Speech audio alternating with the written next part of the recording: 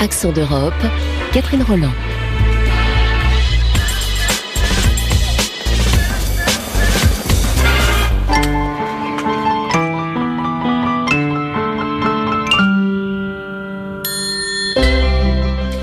Bonjour à tous et nous partons d'abord en Belgique à la découverte des classes passerelles, des classes mises en place dans les écoles où des enfants migrants apprennent intensivement le français. Alors outre le français, on leur offre aussi des cours de maths, de géographie, de sport. C'est également l'occasion de se familiariser avec la culture locale, les traditions. Un lieu refuge, enfin, où beaucoup de ces enfants peuvent se confier après un chemin d'exil long et douloureux. Et c'est le reportage de Lax Milota à l'école Athénée Royale Victor Horta de Bruxelles. Et donc on avait déjà vu le premier personnage qui distribuait les cadeaux. Père Noël. Père Noël. Guirlandes, cadeaux, magasins. Ce matin, les élèves apprennent le vocabulaire de Noël et Nouvel An en cours de français. Ils sont en Belgique depuis moins d'un an, arrivent d'Algérie, de Syrie, d'Afghanistan. Nour Bachar, lui, est afghan, il a 17 ans. Il comprend maintenant ce que signifient les décorations qu'il a pu voir dans les rues. On ne connaît pas jamais de Noël, c'est pas la même religion. C'est bien, connaître, oui, c'est les cultures d'autres aussi. En raison de la guerre, de leur parcours, certains ont été très peu scolarisés, voire pas du tout. Abdourahman a quitté la Syrie avec son frère pour rejoindre un oncle qui vit à Bruxelles. Il ne parlait pas un mot de français il y a encore quelques semaines. Mais non, moi, d'apprendre le français depuis 2 mois. Parce que je veux être médecin. Oui, on parle avec les gens, oui. On a fait des amis comme ça. Ces élèves ont 14 heures de français par semaine, mais aussi quelques heures de néerlandais, de mathématiques, de géographie, de sport. Objectif final, rejoindre le cursus classique. Mais l'intérêt est d'abord presque vital. Pouvoir s'en sortir seul dans la vie de tous les jours, remplir des documents administratifs, faire des courses, répondre en français aux questions du ministère de l'Asile et de la Migration pour avoir le droit de rester en Belgique. Dans les histoires, ils rentraient par où pour distribuer les cadeaux? Chemise. Par là, chemise. Aurore le gardien est leur professeur. Pendant les cours, elle doit prendre en compte l'histoire souvent douloureuse de ses élèves, pas comme les autres. La langue leur permet aussi de se confier. Ça aussi, c'est important de pouvoir sortir tout ce qui est de mauvais, tout ce qui est triste en eux, rien qu'en parlant, en s'exprimant, en chantant aussi. Et donc du coup, je pense que la langue, évidemment, aide. Parfois, ils ne sont pas bien même physiquement, ils sont malades et ils ne sont pas spécialement entourés par une maman ou par quelqu'un qui peut les aider. Tout leur rappelle un petit peu leur lourd passé ou la belle vie familiale qu'ils avaient avant, quoi. Donc oui, il y a des jours sans, comme tout le monde, mais plus particulièrement pour ces élèves qui sont vraiment seuls. Parmi ces mineurs, nombreux sont arrivés ici sans leurs parents. Cédric Pourtois, responsable des classes passerelles et éducateurs, admirent leur courage. Ceux qui vivent tout seuls, ils doivent tout prendre en charge seuls, alors qu'ils ont 16 ans, 15, 16 ans. Et ça veut dire faire les courses, faire la lessive, aller à l'école, aller voir son assistant social pour avoir son argent pour justement faire les courses. C'est faire ses devoirs tout seul, aller se coucher tôt, penser à mettre son réveil. C'est se prendre en main. Mais à 15 ans, c'est pas toujours facile. Dans ces conditions, l'adaptation est parfois trop difficile, voire impossible, comme l'explique Cédric Pourtois. Il y a des fois où on est impuissant parce que l'élève fait un blocage, l'élève n'a pas envie d'être en Belgique, n'a pas envie d'apprendre la langue. Et là, on est totalement impuissant parce que apprendre une langue, ça doit venir aussi de l'élève. Parce que nous, on peut lui apporter la grammaire, le vocabulaire. Mais s'il veut pas l'apprendre, l'étudier, on est là et on sait rien faire. Dans la majorité des cas, vous avez quand même des exemples positifs. Alors, on a très peu de cas où ils font totalement un blocage. En règle générale, ils apprennent parce que ils veulent s'en sortir, ils veulent continuer à apprendre, continuer à évoluer, avoir un métier, à s'en sortir. Ils sont en général très motivés pour apprendre le français parce que quand ils ont leurs interviews, pour avoir leur papier en Belgique, ils doivent pouvoir s'exprimer soit en néerlandais, soit en français. Donc s'ils ne savent pas s'exprimer en français, ils ratent leur interview et ils peuvent être raccompagnés jusqu'à la frontière. Les élèves pourront rester au maximum 18 mois dans une classe passerelle, aller vers les niveaux plus avancés avant de rejoindre les autres lycéens. À l'école Athénée Royale Victor Horta, 2/3 des élèves sont passés par ce dispositif.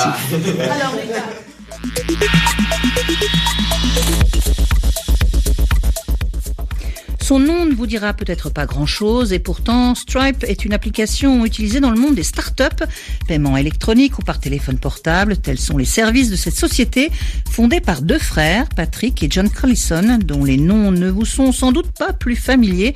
Pourtant, John Collison, du haut de ses 26 ans, est devenu le plus jeune milliardaire du monde et c'est Julien Lagage qui nous tire le portrait de cet Irlandais high-tech. Cheveux bruns, coupés courts, regard bleu et jovial, John Collison a gardé le visage rond de son adolescence. Que ce soit sur les photos de presse ou de ses profils en ligne, on peine à l'imaginer à la tête d'une entreprise pesant plus de 9 milliards de dollars. Pourtant, le natif de Limerick a vite montré son potentiel. Brillant et curieux de tout, à l'aise aussi bien devant un piano qu'aux commandes d'un petit avion, John Collison a obtenu son baccalauréat avec presque toutes les meilleures notes possibles. Mais avant de quitter le lycée, il avait déjà fondé, fusionné et vendu avec son frère leur première entreprise, Shupa, tournée vers les systèmes de gestion d'enchères en ligne. Elle sera revendue 5 millions de dollars en mars 2008, alors qu'il n'a que 17 ans. Après le bac, sans surprise, le jeune Irlandais suit son frère aux États-Unis pour se lancer dans des études de physique à Harvard, mais le virus de l'entrepreneuriat le rattrape vite, puisqu'après un an d'études, il retourne en Californie fonder Stripe avec son aîné. La compagnie se spécialise dans le paiement digital sécurisé et a reçu depuis le soutien de divers mécènes et capitaux. Et malgré une ascension fulgurante ces 6 dernières années, Patrick et John Collison ont conservé leurs habitudes de baroudeurs, toujours en voyage à découvrir le monde. Il se dit aussi que dans leurs locaux, ils n'ont pas de bureau à eux, qu'ils préfèrent travailler sur une table de l'espace commun au rez-de-chaussée, de quoi renforcer un peu plus le contraste entre l'image boy scout du jeune geek, adepte de jeans, t-shirts et sac à dos, avec son nouveau statut de plus jeune milliardaire autodidacte du monde, qu'il ravit à Evan Spiegel, le patron de la célèbre application Snapchat, plus vieux de 2 mois.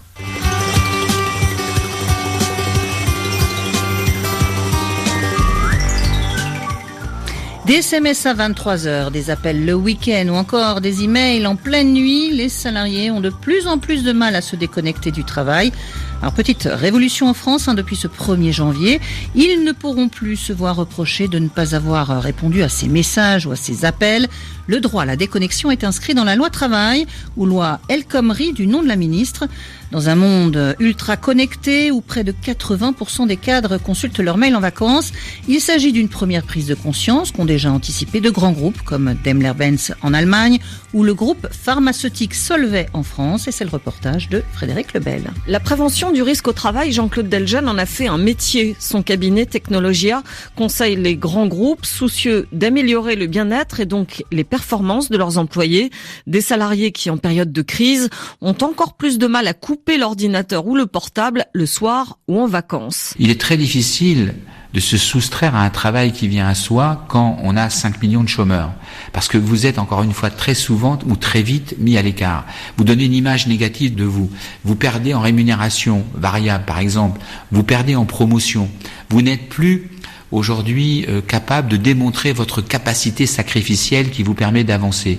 Et aujourd'hui, les salariés sont appréciés sur leur capacité sacrificielle. Est-ce que je me sacrifie pour l'employeur, pour la boîte, ou est-ce que je ne me sacrifie pas ?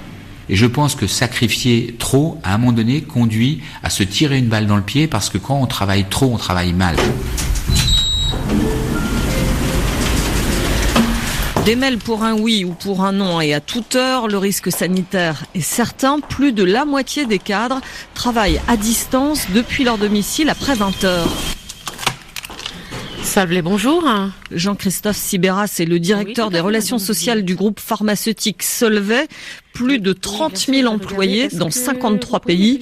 Il n'a pas attendu la nouvelle loi pour comprendre que l'hyperconnexion à Internet posait un problème dans l'organisation du travail. Avant, modèle traditionnel, c'était celui qui travaille tout le temps, à n'importe quelle heure. La vision générale, c'est il est super engagé, celui-là, c'est très positif. Et aujourd'hui, on est arrivé à un moment où on a évolué, c'est vrai, et on se dit, mais est-ce que c'est pas un indice de problème ? Finalement, quelqu'un qui fait des mails le week-end, c'est quoi le problème ? Est-ce qu'il est mal organisé ? Ou est-ce qu'il a trop de travail ? Il peut être surchargé par son management. Et puis la deuxième chose, c'est de demander est-ce que c'est efficace ? La performance de l'entreprise, c'est quand même ce qui nous intéresse tous, hein. Est-ce que c'est efficace ? Et on s'est quand même rendu compte que c'est pas forcément les gens qui font des mails le week-end qui sont plus efficaces que ceux qui en font que pendant la semaine. C'est pas forcément parce qu'on fait des mails à 23h qu'on est plus efficace que si on n'en fait pas. Et c'est pas ça un critère de distinction de la performance des collaborateurs. Quelques étages plus haut, un des cadres de l'entreprise confirme le message. Christophe Roger, je suis directeur industriel pour la Novecare en Europe et je suis le patron de 6 usines Céveso dans divers pays. Quand j'ai commencé en 1990, il n'y avait même pas d'ordinateur et donc pas de messagerie. Et maintenant, on peut se connecter partout et avoir accès à tout. Au départ, on a l'impression d'avoir plus de temps pour faire son travail et à un moment donné, on doit se fixer des règles parce que, entre guillemets, sinon on peut se laisser manger. Désormais, dans son service qui gère des usines à haut risque, on a instauré des tours de garde et quand lui, le responsable, est en vacances, il demande à être alerté d'un danger par téléphone. Retour à la bonne vieille méthode, justement, pour ne pas avoir à consulter tous les jours ses mails. Depuis juillet 2015, Solvay a une charte. On y recommande, je cite, de ne pas solliciter les collègues en dehors du temps de travail, sauf circonstances exceptionnelles, de gérer les priorités, de réfléchir avant de répondre à un mail, surtout s'il est envoyé après 19h, rien que du bon sens. Mesdames, à 32 ans, Virginie Redley est chargée de communication Europe pour une des antennes du groupe. Elle a vu d'un bon œil cette délimitation du territoire numérique. J'ai eu la chance de recevoir la charte dans les premiers mois où je suis arrivée. C'est plutôt encourageant, en tout cas pour les jeunes qui ont envie, on est en recherche de sens et d'équilibre. Donc pour nous, c'est une source de motivation. Et je pense qu'on est plus disposé quand on a eu un bon moment ou du temps personnel à travailler efficacement. Enfin, pour ma part, la créativité, je la trouve souvent quand je suis pas au travail. J'ai des idées quand je suis pas là. Pour la communication, pour les nouveaux moyens, c'est aussi se ressourcer et trouver la créativité ailleurs. Avec son supérieur hiérarchique qui était aux États-Unis, elle a clairement défini des rendez-vous en milieu d'après-midi, horaire compatible des deux côtés de l'Atlantique. Cette salariée génération Y a depuis bien intégré les principes de la charte. Les bonnes pratiques dans notre service, c'est la bonne organisation. Ne pas répondre, ne pas être surconnecté, parce que ce n'est pas être surefficace. Quand on répond tout de suite à une boucle de mail, ça peut en engendrer d'autres si on n'est pas précis. Donc parfois, prendre le recul et prendre le temps de répondre sur des sujets permet d'être plus efficace. Préserver un temps pour soi n'est pas incompatible avec un engagement complet dans l'entreprise. C'est un des messages qu'apportent aussi les nouvelles recrues. Oh no, not again. Emails. Oh my God, it's a new message. Mais la loi El Khomri va-t-elle être vraiment efficace dans la mesure où finalement elle n'est pas contraignante pour l'employeur? Dans son livre « Mes mails ment », mail, Yannick Châtelain revient sur les dangers du mail en entreprise. Ce professeur associé de l'école de management à Grenoble n'est pas sûr que la loi va changer grand-chose. Sur le papier, ça ne change rien. Alors ça a le mérite, si on peut trouver un mérite, d'en parler, de mettre sur le tapis le phénomène. Mais en attendant, c'est l'article 55 de la loi travail qui a été modifié. Il y a un certain nombre de, on va dire, de pistes qui sont communiquées pour pouvoir faire évoluer les choses. Et de toute façon, que ce soit les actions de formation, que ce soit d'autres actions, il n'y a pas de sanction en cas de non mise en œuvre. Donc autant nous, on est sans arrêt en train de légiférer, autant en Allemagne, vous avez déjà plusieurs entreprises qui ont pris déjà d'arrêter d'essayer de normer. Exemple Daimler qui a pris l'initiative de mettre en place un système pour que durant vos vacances, vous soyez vraiment en vacances. C'est-à-dire que vos mails, ça s'appelle Mail on Holiday, qui fait que durant vos vacances, quand vous êtes en vacances, votre boîte mail n'est pas remplie de mails, les mails sont immédiatement supprimés et renvoyés vers un nouveau collaborateur. Mais c'est une solution qui est adaptée et qui a dû être donc concertée. Daimler-Benz en Allemagne, aussi Volkswagen, ils sont en avance, les Allemands. On prend tous conscience de la chose. Je dirais déjà, le mail, il faudrait peut-être le considérer comme un risque psychosocial. Dans la mesure où une personne va consulter en général ses mails, un cadre en France, toutes ces 5 minutes. Ça veut dire que toutes les 5 minutes, il s'interrompt dans son travail pour répondre à un mail, c'est-à-dire pour désorganiser sa journée. En termes de productivité, j'aimerais bien savoir si c'est rentable pour l'entreprise. Je pense pas vraiment. Est-ce que c'est quelque chose contre lequel vous mettez en garde vos étudiants ? On est en train de réfléchir à des séminaires de digital detox pour un usage raisonnable et raisonné des outils électroniques. On a une autre problématique, moi c'est ce que j'appellerais la selfie society. On est la société du paraître, on est en situation de crise. Dans beaucoup d'entreprises aussi, c'est une façon d'exister, que d'informer qu'on a fait ceci, qu'on a fait cela, qu'on est ici, qu'on est toujours là. Donc derrière, peut-être il y a un usage abusif, mais derrière il y a une complicité ou une duplicité. Quels sont les plus grands dangers du mail ? C'est communiquer de fausses informations, forwarder de mauvaises informations, être piraté. Combien de fois on va pas lire un mail à fond et combien de fois on va essayer de résoudre un conflit par mail, ce qui est complètement inopérant, on n'y arrivera jamais, c'est juste pas possible. Il n'y a pas d'ajustement mutuel avec le mail. Vous dites, je ne sais pas d'où vous tirez ce chiffre, 80% des mails ne sont pas compris. Oui, bien évidemment. Parce qu'on n'utilise pas les mêmes mots. Comme je vous dis, un ajustement mutuel, c'est on se comprend pas en parlant, immédiatement vous allez reformuler, je vais, à un moment où j'ai compris, je vais pouvoir répondre. Quand on est en colère, et on peut l'être parfois, moi je conseille le brouillon par exemple. Si on écrit le brouillon, on relit le brouillon, on dit non, tu peux pas envoyer ça quand même. Yannick Châtelain au micro de Frédéric Lebel. L'ouvrage Mes mails ment, mail est paru aux éditions Kawa.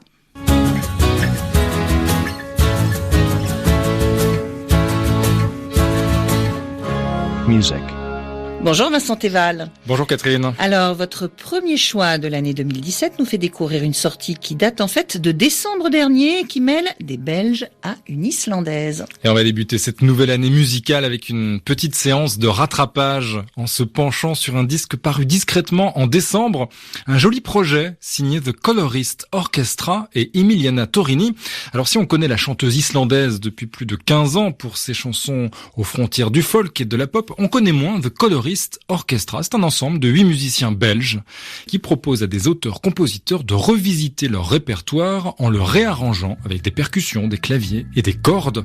La formule va comme un gant aux chansons d'Emiliana Torini. C'est ce qu'ont pu constater les spectateurs des concerts donnés en Belgique en 2015, dont chacun peut aujourd'hui profiter avec la sortie de cet album enregistré en public, dont je vous propose un extrait, Sérénade.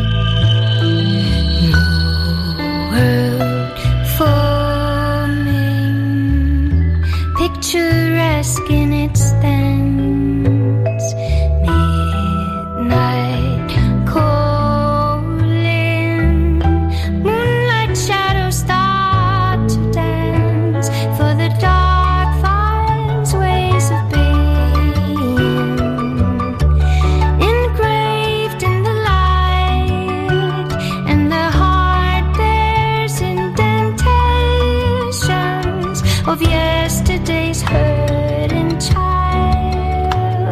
But now we must run with smiles. The morrow will heal the night, so morning come. Midnight, make fast with the sun. I can hear my name be reborn on a cloud within the sky beneath the dawn. Oh, I serenade the dawn, serenade the dawn, serenade the dawn. For the dark finds ways of being, engraved in the light, and the heart bears indentations of yesterday's hurt and child. But now we must run with smiles. Et on vous laisse avec la délicate voix d'Emiliana Torini avec Sérénade. À la réalisation, il y avait Françoise Grelot. Vous pouvez évidemment retrouver Accent sur RFI.fr et sur la page Facebook. Ne zappez pas, dans quelques instants, le journal. Hear my name be reborn on a cloud within the sky beneath the dawn.